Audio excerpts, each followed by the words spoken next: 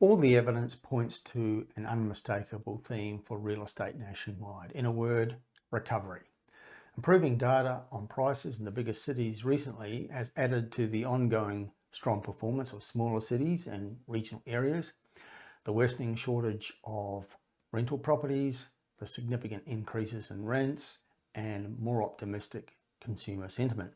It all adds up to a scenario where prices will likely rise in most of the nation's key markets in 2023, which was our forecast before the year started.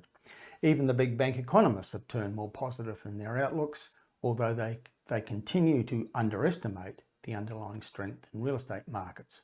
Westpac and ANZ have become the latest to contradict their previous negative forecast with a new prediction of moderate house price growth this year. Given the habit of bank economists of updating their forecast every few months, we can expect a new prediction around mid-year that the price growth is likely to be more than they previously expected. The position of the Hotspotting team has always been that prices were likely to increase in most locations in 2023. In December of last year, we wrote, "Our view at Hotspotting is that most markets across Australia will deliver some level of price growth in 2023. We said there will be regional differences, as is usually the case in real estate, but the general trend will be solid increases in prices." And the emerging data from PropTrack, SQM Research, Domain and CoreLogic confirms our views, with the price data in the first 3 months of the year becoming increasingly positive.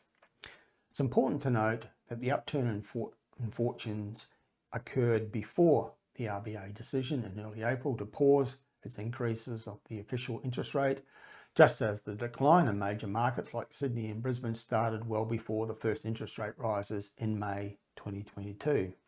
This is because there are other greater influences on property market outcome than the level of interest rates. The key national factors influencing markets, which we outlined in our Best Buys report back in December, include the following. One is the shortage of homes relative to demand.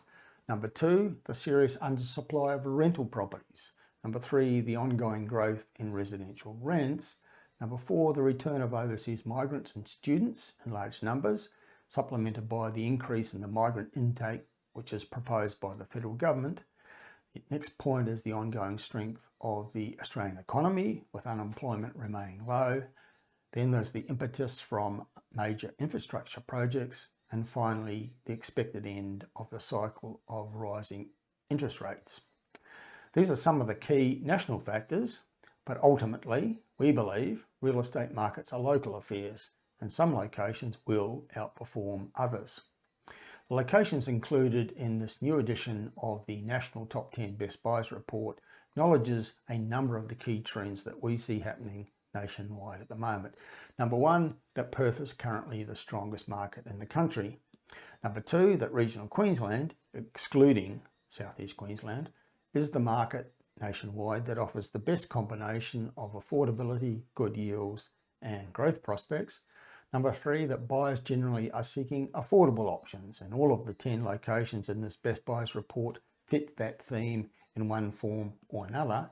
And part of that is people buying apartments in inner city areas where units are less than half the price of houses, for example, in the inner west of Sydney and in the Brisbane Olympic precinct. And number five, that Sydney's heading into recovery, and that Melbourne and Victoria generally are markets that are expected to strengthen as the year unfolds. All those trends are reflected in the content of our new Best Buys report at a time when markets nationwide are showing increasing signs of growth.